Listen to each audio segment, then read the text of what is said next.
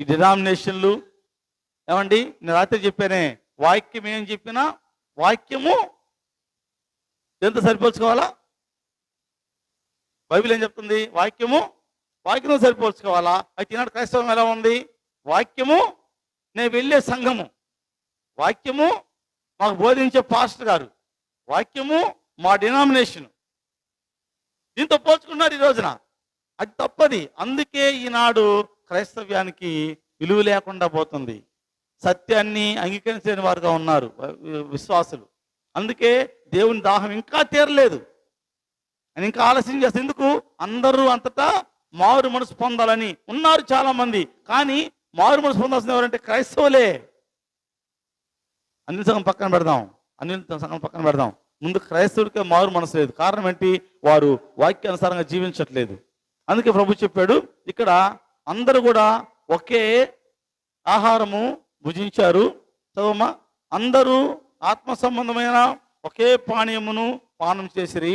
ఎలయనగా తమ్మును వెంబడించిన ఆత్మ సంబంధమైన బండలోనిది త్రాగిరి. ఆ బండ క్రీస్తే. కనుక ఈనాడు నీవు ఆత్మీయంగా ఎదగాలంటే, ఆత్మ సంబంధమైన ఆ దాహం తీర్చుకోవాలంటే క్రీస్తే అనగా వాక్యమే నీకు ఆధారం. ఆనాడు అలా జీవించారు. ఈనాడు ఆ స్థితిని కోల్పోతున్నారు.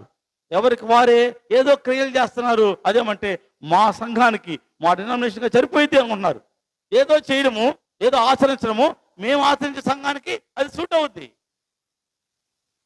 సంఘానికి సూట్ అవ్వాల్సింది, వాక్యానికి సూట్ అవ్వాలి నీ ఆధ్యాత్మిక జీవితం.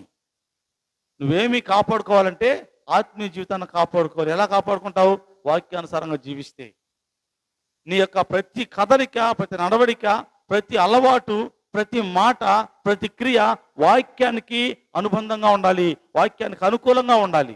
వాక్యానికి వ్యతిరేకంగా నువ్వేదో జీవించి, నేను జీవించే జీవితం ఇదిగో, ఈయన మా గాడ్ ఫాదర్, ఈయనకి సెట్ అవుద్దిలే, లేక మా పాస్టర్ గారు, నేను నడిచే నడత మా పాస్టర్ గారికి ఇంపుగా సొంపుగా ఉంది, లేక నేను జీవించే జీవితము మా సంఘానికి అనుకూలంగానే ఉంది. నీ సంఘము, నీ పాస్టర్ గారు, నీ డినామినేషను నిన్ను పరలోకానికి తీసుకెళ్తాని వాక్యం సెలవిస్తోంది.